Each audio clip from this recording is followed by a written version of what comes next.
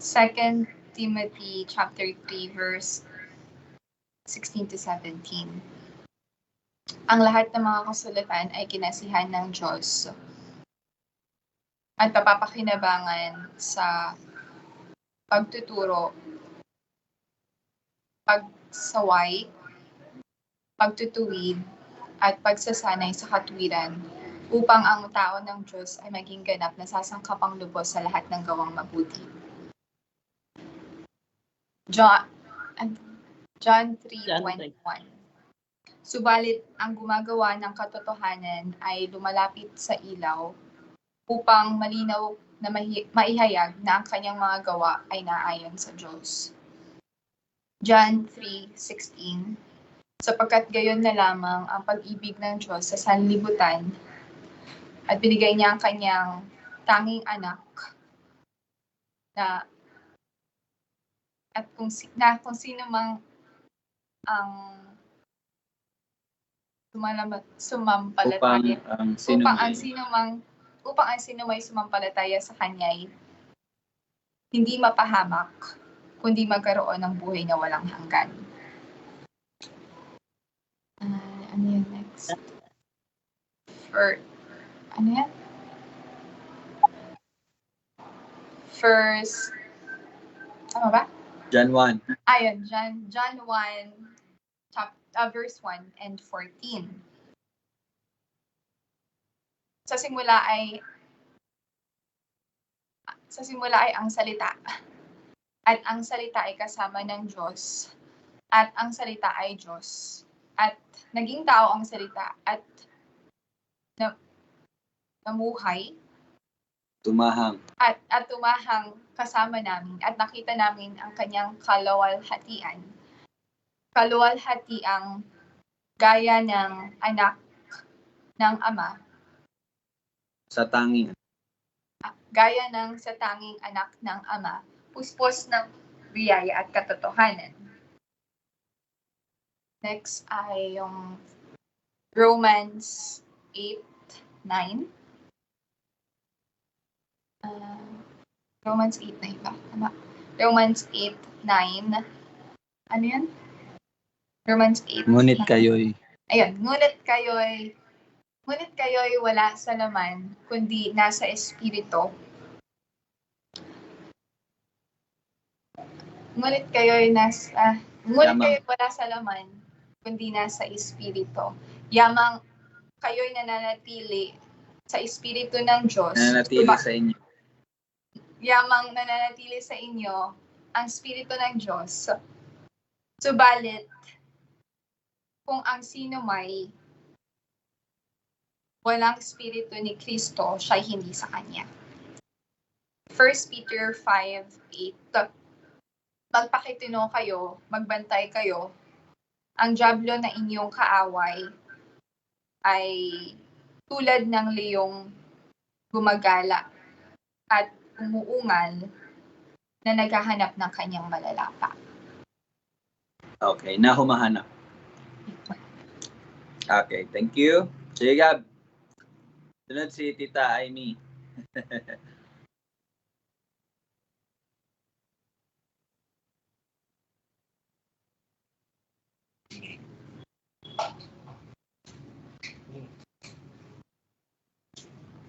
Second Timothy 3:16. Ang lahat ng kasulatan ay kinasiyahan ng Diyos.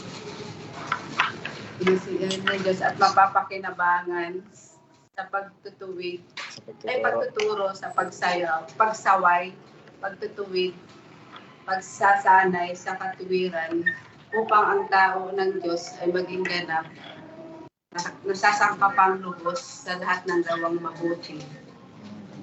Yung isa, subalit, John 3:21. Subalit, ang gumagawa, ayon sa namumuhay, ayon sa subalit ang gumagawa ng katotohanan ay lumalapit sa ilaw upang malinaw na maihayag na ang kanyang mga gawa ay naaayon sa Diyos. John 3:16. John 3:16. Subalit, Ganun, ano ba? subalit kayo nalaman. Subalit ganun na lamang ang pagmamahal ng Diyos sa sanglibutan. Kaya ibinigay ang tanging niyang anak upang ang bawat sumampalataya sa Kanya ay sino bang sumampalataya sa Kanya ay hindi mapahamak kundi magkaroon ng buhay na walang hanggan. Saan ba yun? John John 1. 1:14. Verse 1. No. Sa simula. Sa simula ay Salita. ay ang salita at ang salita ay kasama ng Diyos at ang salita ay Diyos at naging tao ang salita at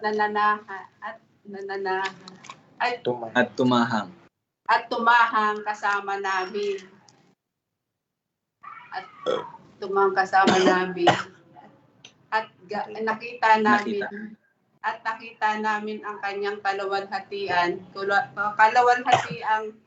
gaya ng tanging anak sa Ama, puspos ng biyaya at katotohanan. Romans. Romans 8:9. Yun ang hindi ko alam yung ano pa lang, yung sa huli. 1 Peter 5:8. 1 Peter 5:8. Magpakatino kayo,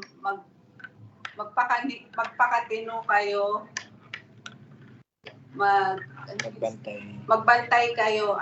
Ang dyablo na yung kaaway ay parang liyong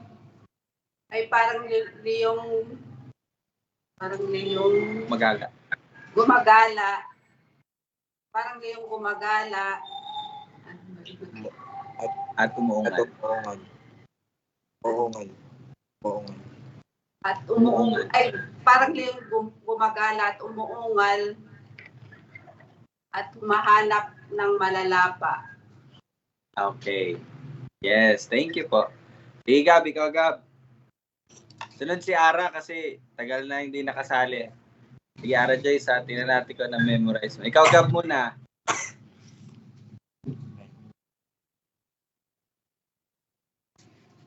Second Timothy 3:16-17.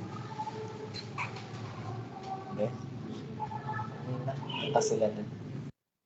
Ang lahat ng kasulatan ay kinasihan ng Diyos at mapapakinabangan sa pagtuturo, pagsaway, pagtatuwid at pagsanay ng katuwiran upang ang tao ng Diyos ay maging ganap, nasasangkapang lubos sa lahat ng gawang mabuti. John 3:21.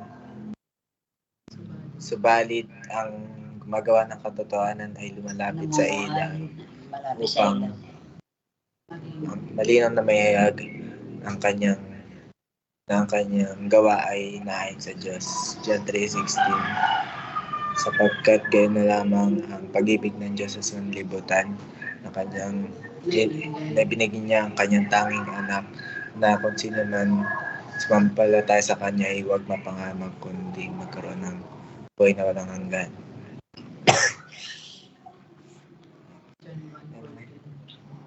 Isa lang kabisado ko. John 1. Isa lang pa na yung Sige, ano yung na-memorize mo doon? Hindi. Ngunit kayo wala sa laman ko. Romans 8:9. Romans 8:9. Ngunit kayo wala sa laman ko. Ay, wala sa laman kundi nasa espiritu. Yamang namumuhay sa inyo, yamang nanatili sa inyo ang espiritu ng Diyos. Subalit kung sino mang walang espiritu ng Kristo, siya hindi sa kanya. Hindi ka papuro. Okay. Si Lola muna pala. Hindi Okay, Lola. Yung dati. Sige, okay lang po. Ang Ikaw muna, Lola. Ang lahat ng kasulatan na kinasya ng Diyos upang pakinabangan ang sa pagtuturo ng katotohanan, sa pagsaway ng sa maling kagauli-kulian at sa pagtutuwid ng masamang gawain at sa pagsasanay ng matuwid na pamumuhay. John 3:21. Subalit ang namumuhay ayon sa katotohanan ay lumalapit sa ilaw upang ihayag ang kanyang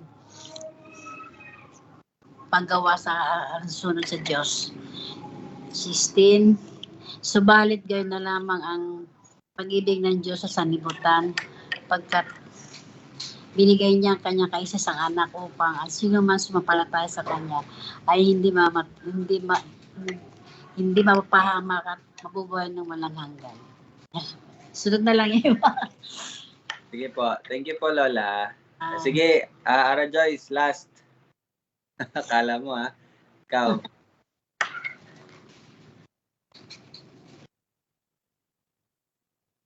Kaya yung ano lang din, yung tatlo lang din yung akin, hindi ko nakakabisado. Last. Sige, yung tatlo na lang muna. Okay po. First, John, Second Timothy chapter 3, verse 16 to 17. Ang lahat ng kasulatan ay kinasihan ng Diyos at mapapakinabangan sa pagtuturo, sa pagsaway, pagtutuwid at sa pagsasanay sa katuwiran ng Diyos upang malinaw na mahayag na ang kanyang mga gawa ay naayon sa Diyos. Tama ba? John 3:16. Sapagkat gayon na lamang ang pag-ibig ng Diyos sa sanlibutan na binigay ang kanyang tanging anak upang ang sino man ay huwag mapahamak kundi magkaroon ng buhay na walang hanggan. John 3:21. Subalit ang gumagawa ng katotohanan ay lumalapit sa ilaw. Tama ba? Lumalapit sa ilaw upang malinaw na mahayag na ang kanyang mga gawa ay naayon sa Diyos. Okay. Ayan. Thank you. Thank you po sa lahat ng nag-recite, no? And yun po yung mga bagong sinend po natin. Memorize po natin yun kasi nakakatulong talaga siya. Siguro ngayon hindi niyo po hindi niyo ma-appreciate, no? Siguro sa ngayon bakit pinapa-memorize, pero malaki po talaga ang magiging tulong niyan lalo na sa mga panahon na may mga mangyayari po sa ating mga buhay. So, and then ano rin siya, ganito pong gawin niyo araw-araw or every time na may free time kayo. For example, may free time kayo. Bigyan niyo siya ng yung pagkakataon na i-recite niyo kahit kayo lang, no? Dapat po maging masanay na tayo bawat isa sa atin ng lahat ng sinasabi natin, halos lahat ng pagkakataon is patungkol talaga sa salita, no? Actually, sa atin pong darating na anniversary sa pagsisimula ng bagong yugto, no? Sa anniversary natin sa April, meron po tayong gagawin. May mangyayari po na 1-year challenge in which after po ng isang taon na yon, matatapos na po natin basahin yung buong Biblia. So, kumbaga, Bible reading po. Magkakaroon po tayo ng Bible reading. Focus na talaga sa Bible reading. So, mag-i-spend tayo ng another time for that. Siguro mga 30 minutes lang, matatapos na natin araw-araw. So, yun, magkakaroon tayo ng Bible reading pagkatapos ng ating anniversary. So, mag-i-start siya ng April 1. So, bakit po natin yung ginagawa? Para po, yun, lagi tayong nakababad sa salita ng Panginoon. So, bakit po may memory verse, no? Ito, suggestion ko lang po. For example, sa mga estudyante, habang naglalakad kayo papunta sa school, bumabiyahe kayo, I think nag-i-spend naman kayo ng time sa mga phones nyo, no? Habang bumabiyahe, chinachat si ano, or nag-check ng ano. Why not? Ano na yan, di ba? Yung mga sinendan ko na may sinend kasi ako sa core team, di ba? Iwanan nyo na yung ganong mga bagay. Spend time sa Word, di ba? Para pag dito, makikita nyo, makakapag-recite kayo ng, kumbaga hindi na kayo utal-utal na pag-recite. Actually, lalo na yung unang tatlong verses, dapat maano na yon, magiging normal na sa atin, no? So ito, napaka-amazing din yan. Si Tita Susan, di ba, makita mo, memorize niya. So siguro habang nag-ano siya, nagsasalita siya mag-isa, no, nagre-recite. Yung ganun po ba? It takes ano talaga, disiplina. Ako rin po, nandyan pa yung pakikipag, ano ko talaga sa, may time talaga nag-i-scroll pa rin, pero yun, laging napapaalalahanan, why not do Bible reading? Why not memorize the Word of God? Kaysa sa ganyan ang inaano mo, na ano ka pa, anong tawag doon? Yung pagnanasa ng laman mo, ayan, may nakikita kang mga pictures, mga videos na nakakapag-trigger talaga. So tulad kanina, habang nagwo-work, so struggle talaga kasi habang nagwo-work ako, nag-scroll ako, may mga nakikita akong mga photos, mga videos na ito para sa mga lalaki, no. Nakakapag-trigger talaga nung ano natin. Pero yun, by the grace of God, inaano ko sa mind ko yung 1 Peter 5:8, magpakatino kayo, magbantay kayo. So habang nangyayari yun sa akin, yun lagi ko iniisip, magpakatino ka, Ryle, magbantay ka, kapag bumigay ka dito, ayan, ano na naman yan, no? Yung pagpupuspos ng Espiritu Santo, ayan, hindi na naman siya makakapag-work sa'yo, manghihina ka na naman, siguro maapektuhan yung Bible study mamaya, yung mga ganung pag-iisip po ba? Reality po yun, no? Yung kumbaga, i-check po talaga natin ang ating mga gawa. Lagi ko nga pinapaalalahanan, eto, nasa mind ko lang to kanina, huwag mong gawing lisensya yung pag-repent mo mamaya upang makagawa ka ng kasalanan ngayon. Okay, ito mga kapatid, no? Tandaan niyo po, huwag mong gawing lisensya yung iniisip mo na magre-repent ka mamaya para gumawa ka ng kasalanan ngayon. Mali po yung pag-iisip na iyon. Yung isipin mo, magre-repent naman ako later eh. Sige na, bigyan ko na lang ng ko pagnanasa ng laman ko, or given ako dito, no, sa ganitong kasalanan. Wag po mga kapatid, lagi niyong tandaan 1 Peter 5:8. Magpakatino tayo, no? Magbantay tayo lagi kasi ang dyablo na kalaban natin ay tulad ng liyong gumagala at umuungal na humahanap ng kanyang malalapa. Ibig sabihin nun, hinihintay niya lang talaga din na maramdaman, makita niya, ay, ito si Gab, malapit na to, na-entice na to, no, pag mag-give in to, atake agad ako, lalapain ko to. Parang ganun po ba yung image? So do not give a hint, no? So, yun po. At magandang hapon po sa lahat. Pati dyan sa online na nanonood. Tita Bing, hello. Nilike ni Tita Bing sa nanonood siya. And even sa mga bagong nakaka-scroll and nadadaanan itong live stream na ito, yun po. Naway ito'y maging pagpapala, no? At pagtuturo sa mga makakarinig ng salita ng Panginoon. So, mag-start na po tayo.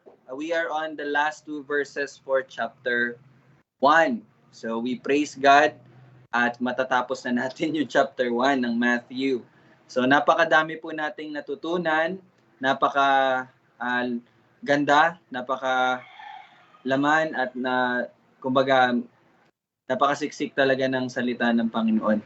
So, let's start verse 24 and 25. Ako na lang po magbasa. Nang bumangon si Jose mula sa pagkakatulog, ginawa niya ang ipinag-utos sa kanya ng anghel ng Panginoon. Siya'y kanyang tinanggap bilang kanyang asawa. Ngunit hindi niya ito nakilala hanggang sa maipanganak nito ang isang lalaki na pinangalanan niyang Jesus. Ito po ang ating pag-aaralan. Dad, pwede ba i-open mo sa prayer? Okay. Nakamute. Oh. Okay, let us pray. Panginoon, salamat sa araw nito, sa pagkakataon na kami makakapag-aral muli ng iyong salita. Humihingi po kami ng iyong gabay, ang iyong karunungan, upang ito'y aming maintindihan at magamit namin sa aming mga buhay. Salamat, ito ang aming panalangin sa aming banal na Diyos at tagapagligtas na si Jesus. Amen. Amen. Okay. So, simulan natin sa verse 24. Since dalawang verses na lang naman na siya, so medyo chill na lang tayo dito, no? I think mga reminders na lang ang nandito. Or may mga bagong bagay din na matutunan. So, sige po, bibigay ko po yung floor sa inyo upang ma-share po ang inyong mga napag-aralan. Gusto ko pong marinig yung mga napag-aralan nyo po at ma-share nyo po sa bawat isa, no? Sige po, verse 24, ano po ang itinuturo ng salita ng Panginoon sa atin sa pagbabasa ng verse 24? Matulog? Yun po ba tinuturo? Matulog? Na? Tulog ka lang.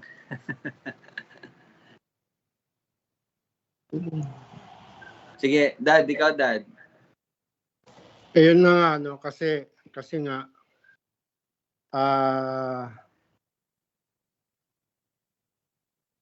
kumbaga si Pablo kasi, no? Pablo.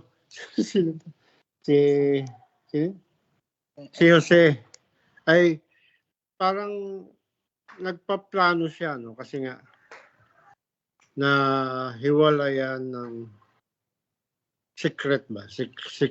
Yung sekretong paghiwalay, no? Para sa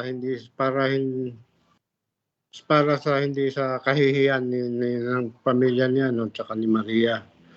No, nung paplano na nga siya ng ganun, na sa kanyang pagtulog, no, nagpakita ang anghel at sinabi sa kanya na huwag siyang matakot na tanggapin si Maria. So, dito niya nalaman na si Maria ay nagdalang tao hindi dahil sa pagkakaroon ng ibang lalaki, no? Kasi kumbaga naano sa kanyang isip na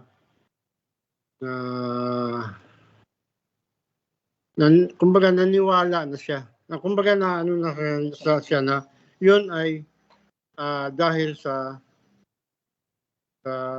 espiritu, banal na espiritu. Na kung kaya doon kumbaga nagkaroon siya ng pagtanggap na, no, kay Maria. Yun nga. Ayun lang po. Okay, kumbaga naliwanagan si Jose, no? Sa pamagitan ng paghahayag ng Panginoon sa pamagitan ng anghel. At ayon, dahil doon, tinanggap niya o natanggap niya na si Maria, no? So, doon natin makita yung paghahayag at pagbibigay ng pag-unawa talaga, no, ng Panginoon. Tulad nito, it's maganda siyang halimbawa sa bawat isa na ipinapaintindi talaga ng Panginoon, no? Yung kanyang mga plano sa mga tao din na nananampalataya at gagamitin niya, maniligtas niya, kumbaga. So yun yung paglilinaw, no, nandoon. Okay? So okay. So anyone, baka may madagdag po. Salamat, Dad.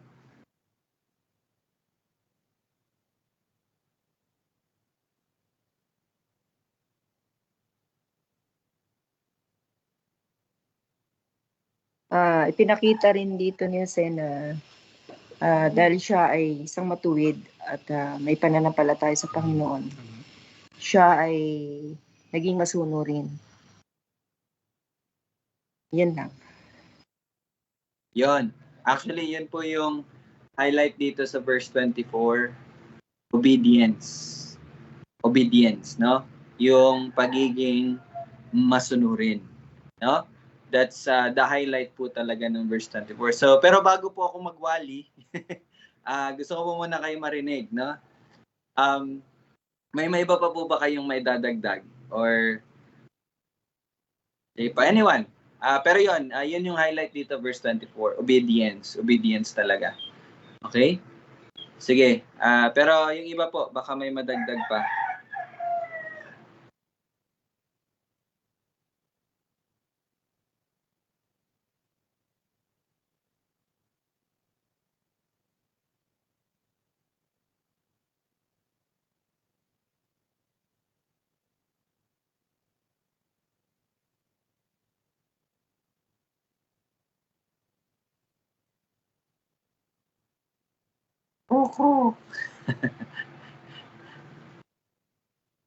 Okay, sige po. Kung wala, sasalita na po ako. Sige, so verse 24 is napakagandang halimbawa po para sa bawat isang mananampalataya, no? This is a very good example para sa mga mananampalataya. Pansinin niyo po yung ginawa po ni Jose, no? Nang bumangon si Jose mula sa pagkakatulog. Okay? Ginawa niya ang ipinag-utos sa kanya ng anghel ng Panginoon. Okay? Ginawa niya. So, without any question or hesitation, napansin niyo po ba? Napansin niyo po ba? Yung tatlo na pinakitaan ng anghel, Zacarias, Maria, si Jose, I think si Jose lang yung walang tanong, no? Pero paano nga naman magkakaroon ng dialogue? Panaginip nga naman ito, no? So, panaginip siya, and na makita natin dito yung pagtitiwala ni Jose doon sa mensahe na ibinigay ng anghel sa pamagitan ng panaginip. Na bago ko po i-focus yung obedience, gusto ko muna kayong tanungin, hindi po ba tayo nagkaroon ng parang pagtatanong sa ating sarili, bakit sumunod agad si Jose? Dream, panaginip to eh, 'di ba? Hindi lang natin alam yung konsepto ng panaginip sa panahon nila, kung nananaginip ba sila ng mga hinahabol ka ng zombie, or nanaginip ka na pinapaluputan ka ng ahas, yung mga ganung bagay ba na parang random lang, or mapapanigipan mo yung pamilya mo na bumili na ng mga ganun ba? Hindi ko lang alam kung may ganun din silang pananaginip dati. Or sa panahon nila is yung panaginip is talaga yan, parang kasi natatandaan ko po si Nebuchadnezzar, no? Itong mga kasama ko sa core team, 'di ba? Binasa natin yung book ni Daniel, 'di ba? Mababasa natin doon na yung hari na si Nebuchadnezzar, hari ng Babylonia, nagkaroon ng panaginip. Tapos, kumbaga, binibigyan talaga ng halaga nila yung panaginip. So, it's possible, hindi ko lang po alam kasi hindi ako nakapag-exegesis doon sa panahon nila about sa dreams. Pero it's possible na sa konteksto nila dati, parang ang dreams talaga is something very very important. Hindi katulad ng mga dreams natin na ngayon, kung ano-ano na lang yung mga nakikita natin, no? 'Di ba? Makakapag-panaginip ka na basta anything random. Pero dito kasi again, hindi po ba kayo nahiwagaan?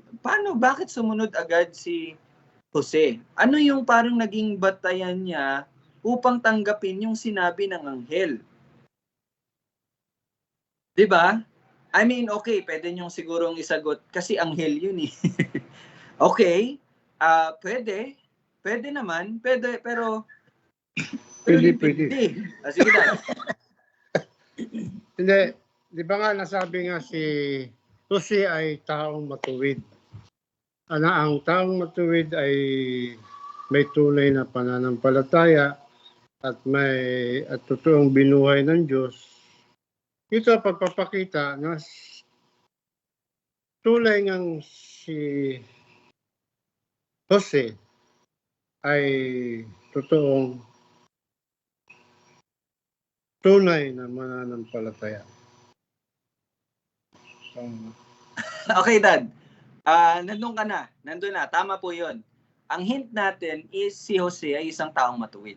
Okay? Hint yan. Si Jose po ay isang taong matuwid. Kung kaya't, siya'y naniniwala sa salita. At yung sinabi sa kanya ng anghel, pinaniwalaan niya. Pero again, lagi po nating tandaan mga kapatid, ito lang, tama na po yun. Kumbaga, halfway na, no? Nandun na, konti na lang. May isa na lang missing link. Pero lagi po nating tandaan na ang pananampalataya po natin, hindi siya yung okay dahil sinabi mo, that's it. Hindi po ganun ang pananampalataya na meron tayo.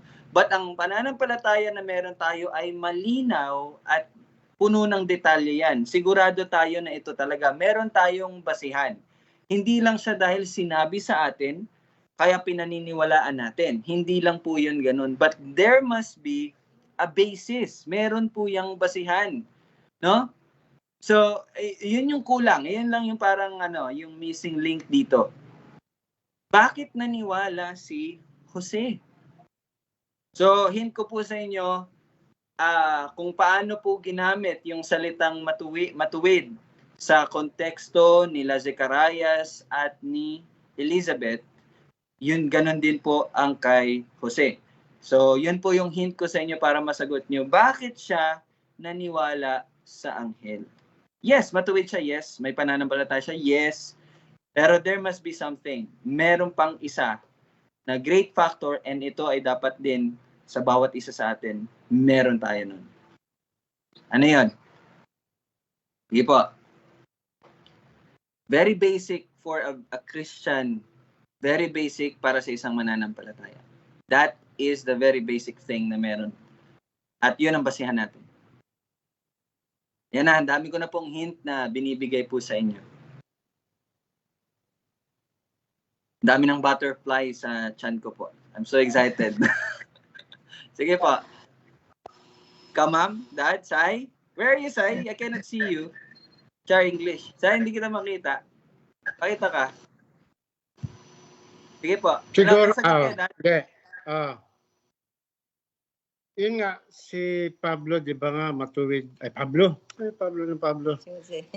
Kasi meron kaming BS mamaya. Si Jose ay matuwid. Maaring bago siya matulog, nananalangin siya. No? Nananalangin siya na mahayag talaga sa kanya kung ano yung nangyari, kung ano yung katotohanan, kung ano yung dapat paniwalaan. Di ba? Yung kung bigyan siya ng kakayahan na malaman ang katotohanan. Siguro sa pananalangin niya, sinagot yung panalangin niya. Okay, 90% na, Dad. Konti na lang. Malapit na. Tama yon. Yung paghingi talaga ng guidance kay Lord, no? Pero there must be something. Hindi siya yung parang, oy, wow, yun na yun. No, hindi po ganun yun. Meron po something. Ano po yun? Siguro, Sige. siguro talaga na pananampalataya niya sa Panginoon na lahat ng sabihin sa kanya talagang walang imposible. Alam niya na ang Panginoon ang magbibigay noon. Kaya naandun wala na siyang question. Basta yung pananampalataya sa Panginoon. Wala nang question, ibibigay at mangyayari yun. Yes, tama po yung tita. Ang faith talaga natin, no question kung ano man po sinabi ng Panginoon, susundin natin yun. Pero again, meron po dapat basihan. May basihan po yan. Ano yung basihan na yun? Sa akin naman, yung binigyan sila ng kapangyarihan ng Diyos dahil naglihi nga si Maria sa Espiritu Santo. Kaya may makapangyarihan ng gagaling sa Panginoon Diyos. Kaya tinanggap niya na ang kanyang asawa bilang asawa. Hindi Kumbaga, kapangyarihan. naniwala sa kapangyarihan ng Diyos. Oo, naglili siya sa Espiritu Santo. Kaya ngayon, tinanggap niya na yung kanyang asawa. Tinanggap niya na bilang kanyang asawa na si Maria. Yes. Kumbaga, naniwala siya sa kapangyarihan ng Panginoon na walang imposible talaga. Kaya naglihi si Maria sa Espiritu Santo. Hindi siya imposible, no, sa Panginoon. Yes, tama po yun. Malapit na po talaga. Malapit na. May basihan po talaga dapat tayo. Okay? Meron siyang pag-asa. Buo yung pag-asa niya na Yes. lahat ay... Ano po talaga? Kailangan po talaga natin na punong-puno talaga po tayo ng pag-asa. Yes. That's pananampalataya. No? Pero ano po yung basihan natin? Hindi, sinabi na yung kapangyarihan niya eh. Ano kaya? Isaiah ba yun? Hindi?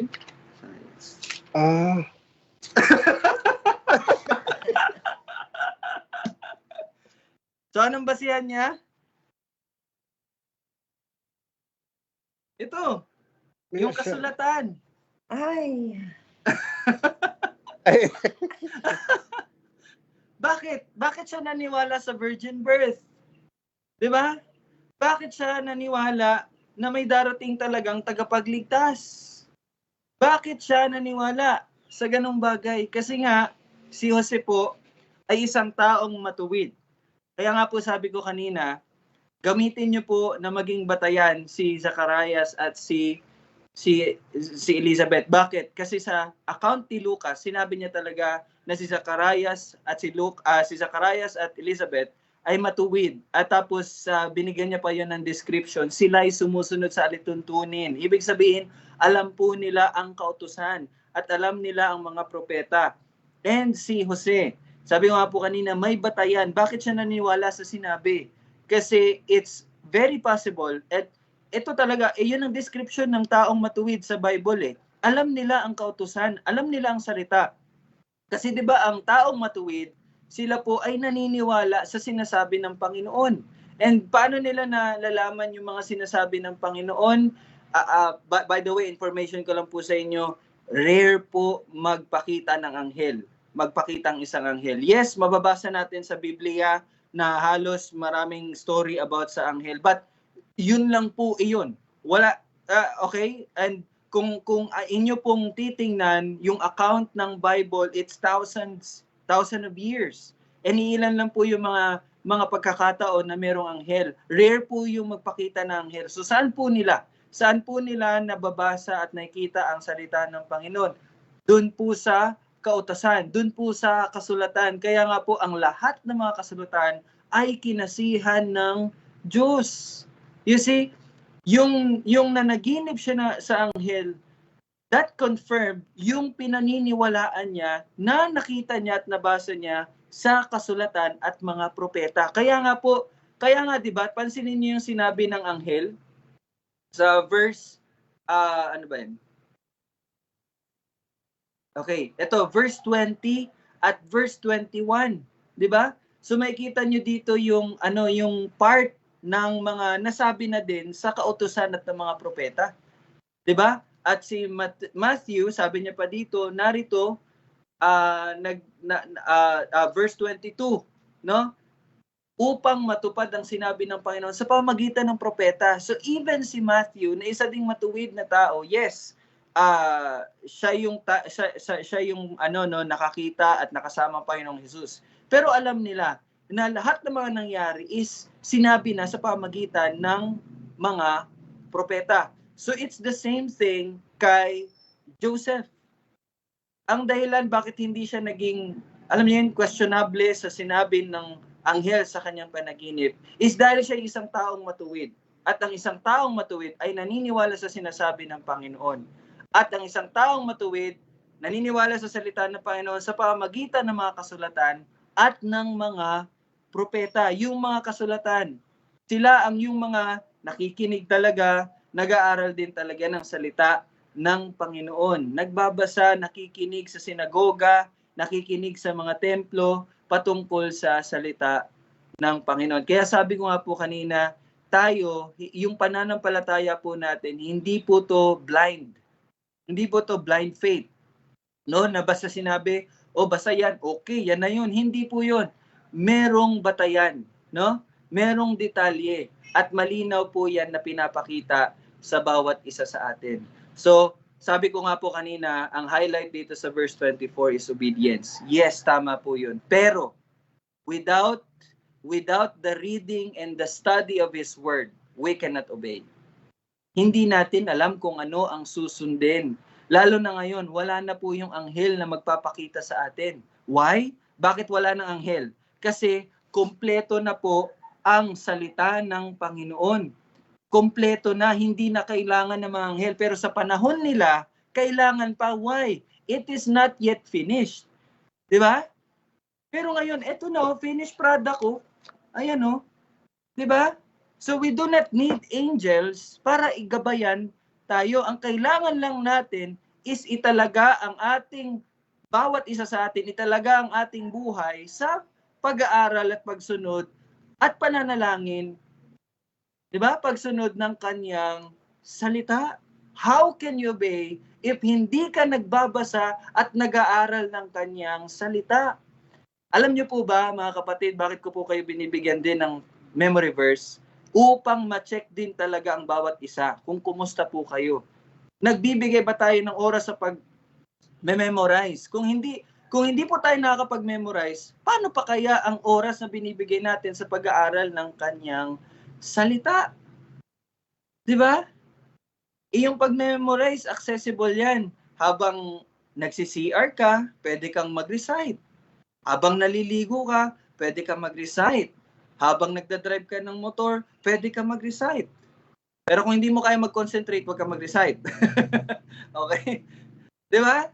Nakikita niyo po yun, mga kapatid. Yes, obedience is very important. Pero obedience comes from hearing. Di ba? Kaya nga sabi ni James, tagapakinig at tagasunod. Hindi niya sinabing tagasunod tapos makikinig. Unang gagawin mo, makinig ka muna para alam mo kung ano yung susundin mo. So, dito natin makikita yung kahalagahan ng pag-aaral talaga ng salita ng Panginoon. At hindi lang iyon, ang pagsunod. Very good example, ginawa niya ang ipinag-utos sa kanya. And alam niyo po ba ano nangyari? Kinasal na agad sila. 'Di ba? Pagkatapos, 'di ba? Kinuha na agad ni Joseph si Maria bilang kanyang asawa. No? Without question ask. Ginawa niya 'yon. Bakit? Naniniwala siya sa salita ng Panginoon na kanyang naririnig at nababasa sa mga kautusan at mga propeta. Ang binabanggit ko po, kautusan at mga propeta, kasi wala pang New Testament. Old Testament pa lang po ito. Yun po yung mga kautusan at mga propeta. Okay? Naintindihan niyo po ba yun, mga kapatid? So, studying the Word of God is very basic for every Christian. Kasi tayo, susunod tayo sa kalooban ng Diyos. At paano natin malalaman yun? Sa pag-aaral ng kanyang salita. No? Kaya, again, this is again an encouragement and a reminder sa bawat isa. Aralin po natin ang salita ng Panginoon. Aralin po natin. No?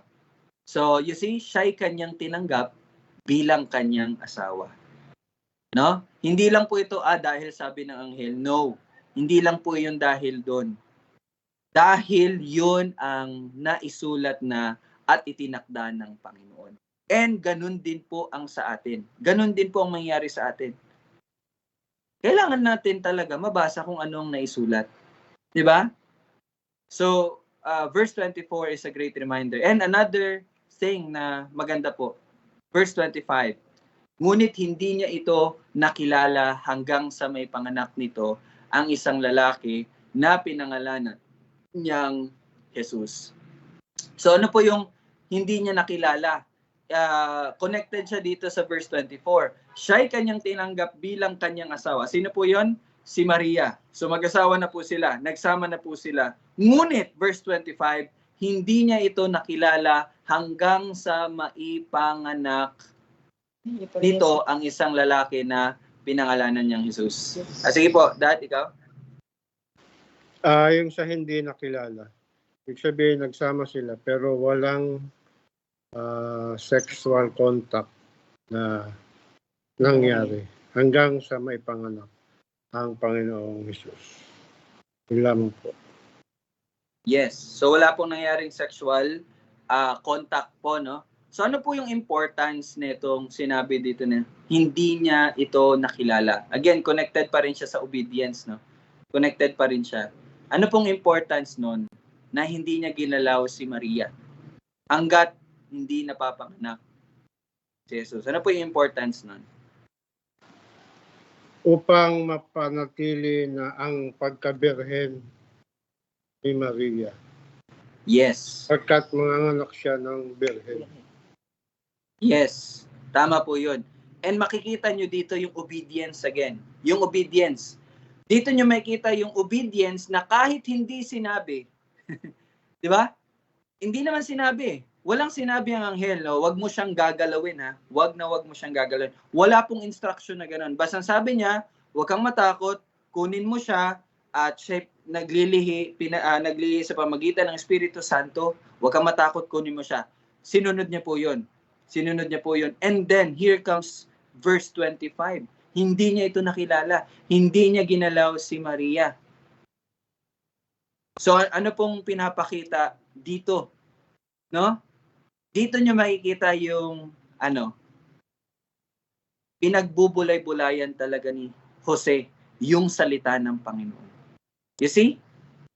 Ha? Naririnig niyo po ba yun? Pinagbubulay-bulayan niya, iniisip niya, sineseryoso niya, tinitingnan niya talaga. Hindi siya yung parang, ay, bawal pala.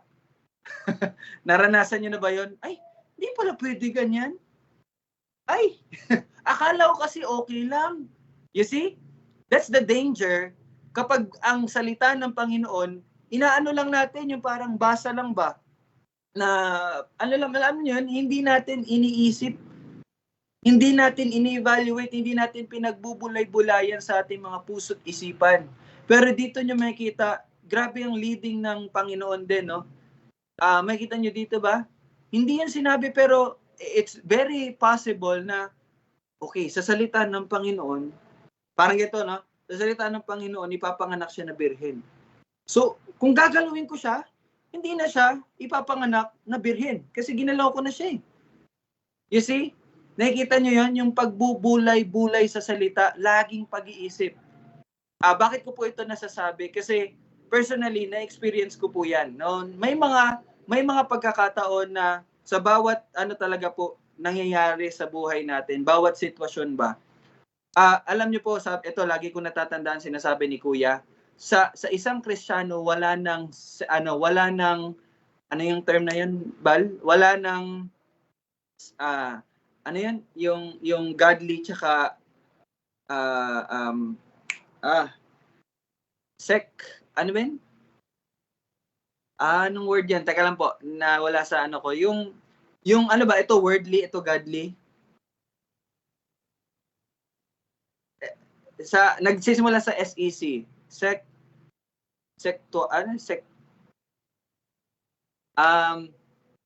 Di ba kasi may ganito pong pag-iisip yung mga tao, ayan, sa Diyos yan nagawain, ito naman sa mundo.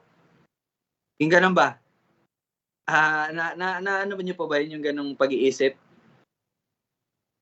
Ibig sabihin, okay, for example, yung pag-aaral, hindi po yan sa sa buhay mo physical. Hindi yan parang parte yan ng mundo. But sa isang Kristiyano, nauunawaan niya na lahat ng aspeto ng kanyang buhay ay sa Panginoon. Okay? Lahat ng aspeto sa kanyang buhay ay sa Panginoon.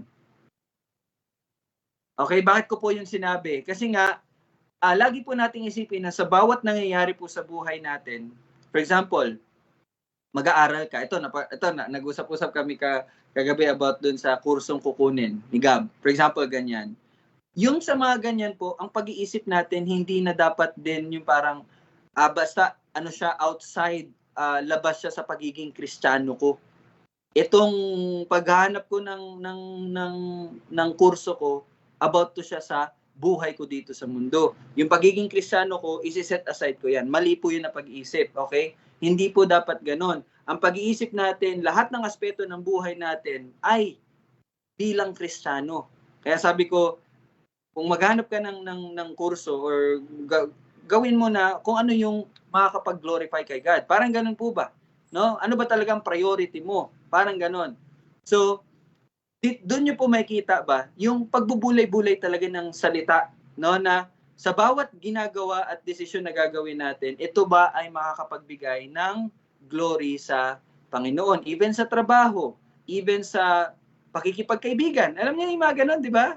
Di ba? Sabi sa salita ng Panginoon, piliin mo yung kaibigan nyo, ganito, ganyan, yung makakatulong sa inyo. Di ba? So you see, every decision na ginagawa natin. So bakit ko po yun nasabi? Kasi nga po, kung titingnan natin sa verse 25, yun, it's another decision para kay Jose. Hindi naman siya klarong ibinigay, di ba? Hindi siya sinabihan, wag mong gagalawin yan. Jose, kapag ginalaw mo, wala na, finish na. Hindi na magaganap yung propesiya.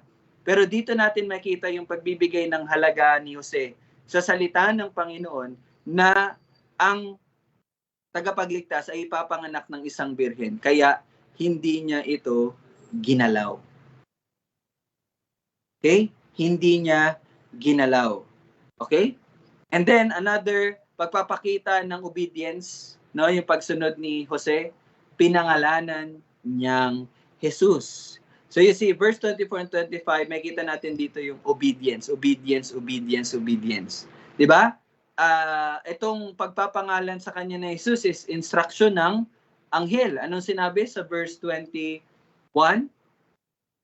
At ang pangalang itatawag mo sa kanya ay Jesus. And anong naging reaction ni Jose? Pinangalanan niyang Jesus. Again, pagsunod, obedience. Okay? You see?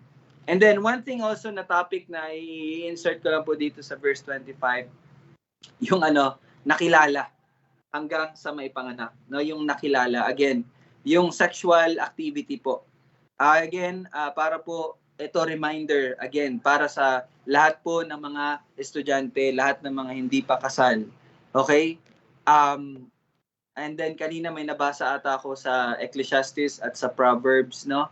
Na talaga siya, ang pagkilala or yung pagkakaroon ng sexual activity, it is para lang po talaga yan sa mag-asawa. Okay? Para lang po talaga yan sa mag-asawa.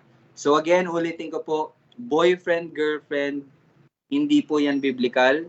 Yan ay magbibigay sa inyo, sa atin, ng pintuan upang gumawa ng premarital sexual activity. Okay? And kanina, napag-usap kami ni Jamie, kasi nagbabasa siya ng Genesis. Nagkaroon lang ako ng joke. Kasi 'di ba si Eva, saan po kinuha si Eva? Saan nanggaling si Eva? Hinugot siya sa tadyang ni Adan. Tama? Hinugot siya sa tadyang ni Adan. So parang sinabi ko, ano pala talaga, no? May nakatakda pala talagang isang tao para sa isang lalaki. No? Na kung sa sinasabi ng mga born again Christian, God's will daw, sabi ko, sa atin iba, oy, hintayin mo yung hinugot sa iyong tadyang. Huwag kang mag-girlfriend dyan, okay?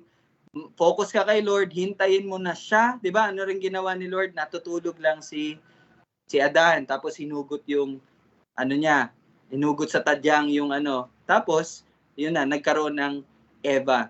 Again, it's just a joke. Hindi ko alam kung exegesis tong sinasabi ko, pero somehow magiging reminder to sa bawat isa sa atin.